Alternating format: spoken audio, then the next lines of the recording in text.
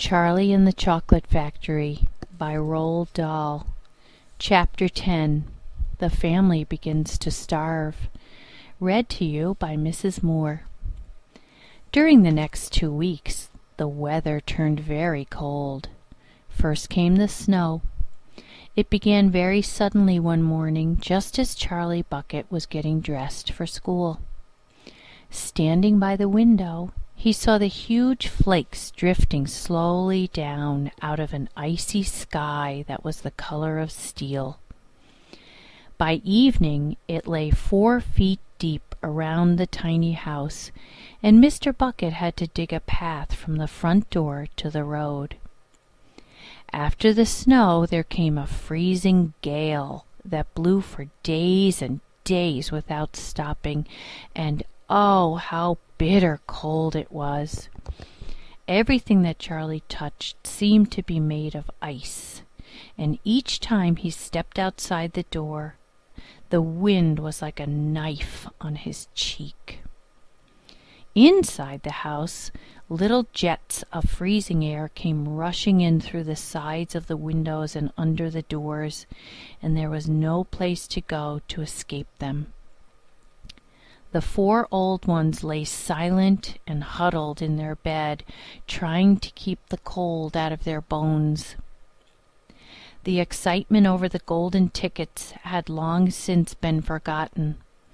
Nobody in the family gave a thought now to anything except the 2 vital problems of trying to keep warm and trying to get enough to eat.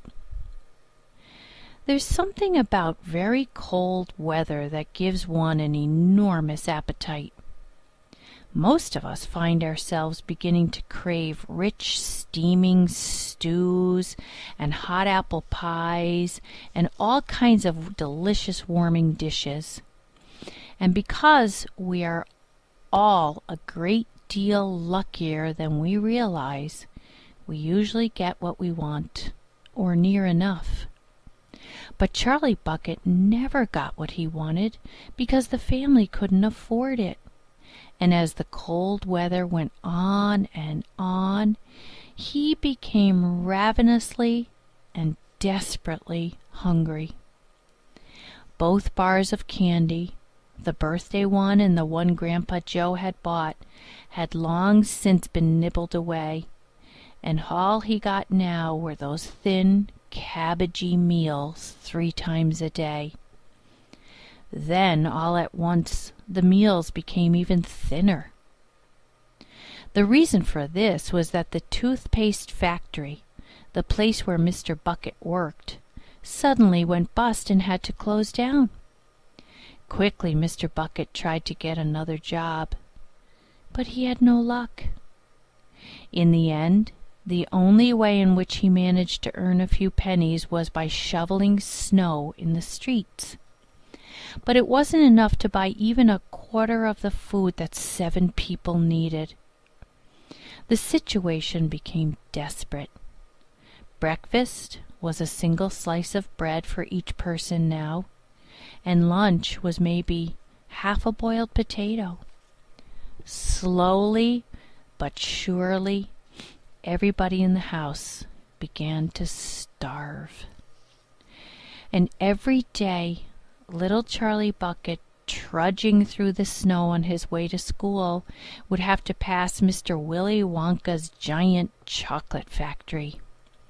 And every day as he came near to it, he would lift his small, pointed nose high in the air and sniff the wonderful sweet smell of melting chocolate. Sometimes he would stand motionless outside the gates for several minutes on end, taking deep, swallowing breaths as though he were trying to eat the smell itself. "That child," said Grandpa Joe, poking his head up from under the blanket one icy morning, "that child has got to have more food.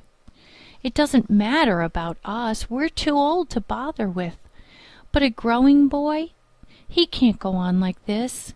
He's beginning to look like a skeleton." "What can one do?" murmured Grandma Josephine miserably. He refuses to take any of ours. I hear his mother tried to slip her own piece of bread onto his plate at breakfast this morning, but he wouldn't touch it. He made her take it back." "He's a fine little fella," said Grandpa George. "He deserves better than this." The cruel weather went on, and every day Charlie Bucket grew thinner and thinner. His face became frighteningly white and pinched. The skin was drawn so tightly over the cheeks that you could see the shapes of the bones underneath. It seemed doubtful whether he could go on much longer like this without becoming dangerously ill. And now, very calmly, with that curious wisdom that seems to come so often to small children in times of hardship, he began to make little changes here and there in some of the things that he did, so as to save his strength. In the mornings, he left the house 10 minutes earlier, so that he could walk slowly to school without ever having to run. He sat quietly in the classroom during recess, resting himself, while the others rushed outdoors and threw snowballs and wrestled in the snow. Everything he did now, he did slowly and carefully to prevent exhaustion. Then, one afternoon, walking back home with the icy wind in his face and incidentally feeling hungrier than he had ever felt before, his eye was caught suddenly by a piece of paper that was lying in the gutter in the snow. The paper was of a greenish color, and there was something vaguely familiar about it. Charlie stepped off the curb and bent down to examine it. Part of it was buried under the snow, but he saw at once what it was. It was a $1 bill. Quickly he looked around him. Had somebody just dropped it? No, that was impossible because of the way part of it was buried. Several people went hurrying past him on the sidewalk, their chins sunk deep in the collars of their coats, their feet crunching in the snow. None of them was searching for any money. None of them was taking the slightest notice of the small boy crouching in the gutter. Then was it his, this $1?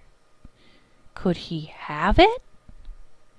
Carefully, Charlie pulled it out from under the snow. It was damp and dirty, but otherwise perfect. A whole $1. He held it tightly between his shivering fingers, gazing down at it. It meant one thing to him at that moment, only one thing. It meant food. Automatically, Charlie turned and began moving toward the nearest shop. It was only 10 paces away.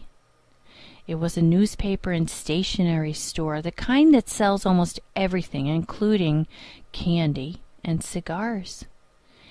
And what would he do? He whispered quickly to himself. He would buy one luscious bar of candy and eat it all up, every bit of it, right then and there.